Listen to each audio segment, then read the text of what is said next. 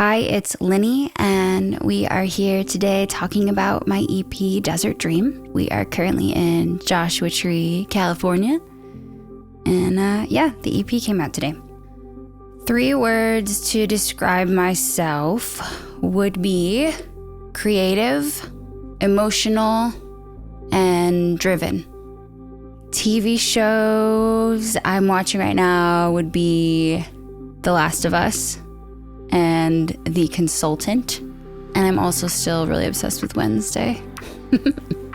My go-to coffee order would be usually a half-sweet vanilla latte with almond milk.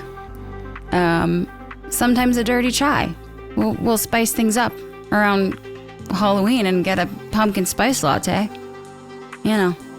Probably when I was around 4, I was like, I love singing, I love performing, and I'm gonna figure out how to make this a career.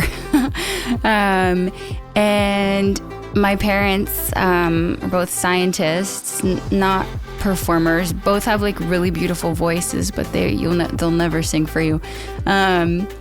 They were like, okay, we don't know anything about that, but we will support you. So they put me in piano lessons and voice lessons, and I started doing theater where I got to sing and perform, and I played Wendy and Peter Pan in 6th grade, and people were saying that I should then start seriously studying voice, which I did.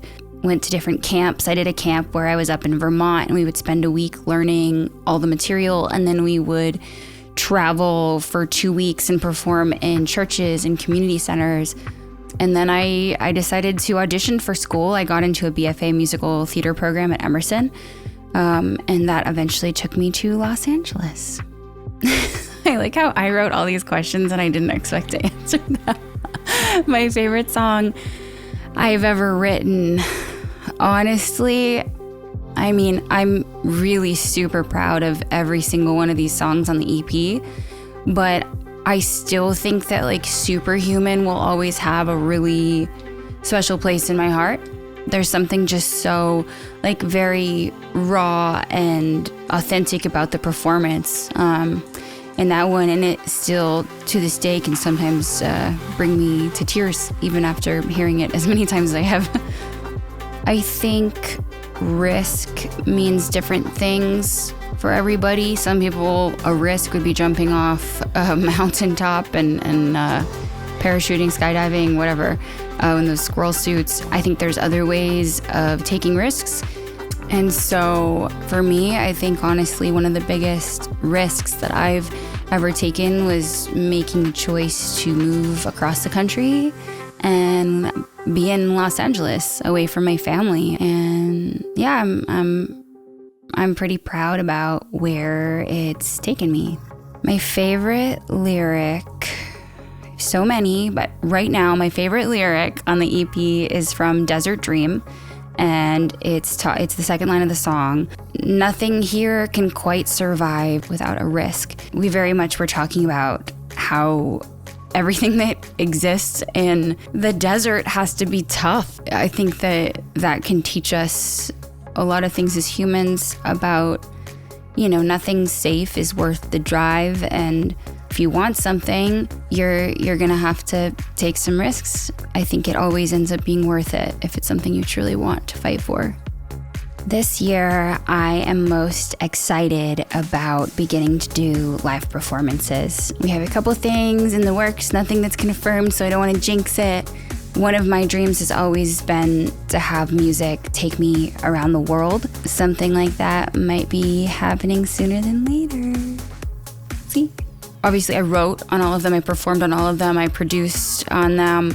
My favorite part of the process, I love that exciting, special moment when the melody is just being conceived still. Like the concept is there. There's usually like some chords. I've like built something from splice loops, or I played some piano. Anything to like get the vibe down. I press record before I even know what I'm gonna sing or say. and there's like a rough pass of kind of melodic gibberish.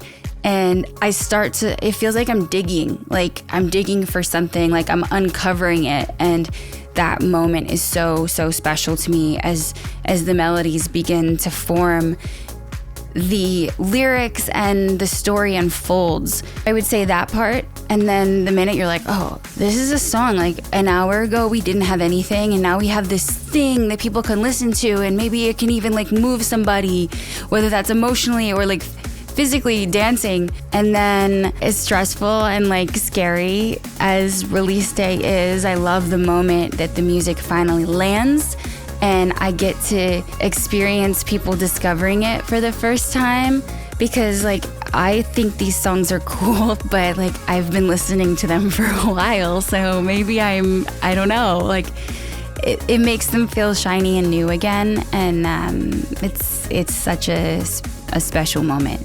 Okay, I've had a lot of weird jobs. I worked at Abercrombie in Faneuil Hall in Boston, probably for like 2 weeks. And they don't even call you like a salesperson. You're called like a model. I just wanted to work the cash register, and you have to work up towards that. I really did not enjoy folding clothes.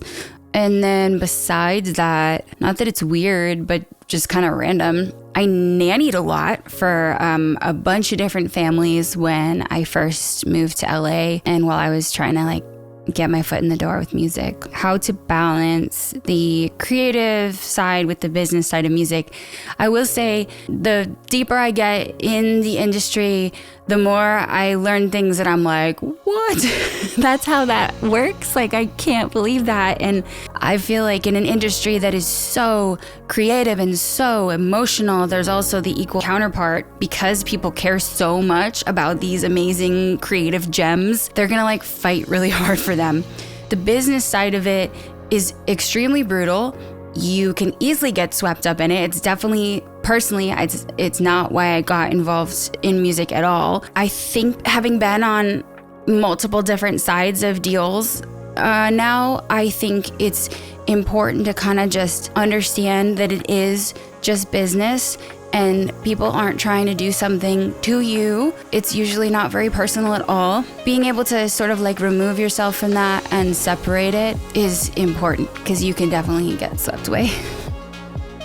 Being someone who spent a lot of time, I guess, being classified as a singer-songwriter, and piano being my first instrument aside from my voice, I like to think that I bring an element of vulnerability and personal storytelling. And it's not that there's not other examples of this, but what I've heard in feedback too a lot is that people feel like I'm just being very real and just being very honest and authentic, almost in a sort of like fearless way that is terrifying, but also I think vulnerability equals strength, even if that means like allowing yourself to just feel what you're feeling and cry on stage right before you start playing a song. And so I think that being honest, being real, not being afraid to be vulnerable, hopefully invites other people to feel like they can do that too in their own lives. I wouldn't be mad hearing that people are like dancing and crying happy tears at the same time while listening to my music. I hope that it's cathartic in a way, emotionally cleansing. Well, I guess in terms of my musical journey, where I started and where I am now, the song has always been the most important thing to me, like the storytelling. And so that can be delivered in many different ways. I did musical theater in college. I took classes at Berklee, and when I was at Berklee, they told me I was too musical theater, and when I was at Emerson, they told me I was too pop. I studied jazz and country with my voice coaches. I moved to Los Angeles, and in an effort to feel closer to home, I ended up releasing a country pop album that got me to the Texaco Country Showdown with Go Country 105. I ended up winning the first round. I got to sing the anthem at the Staples Center, which is now the Crypto.com Com Arena.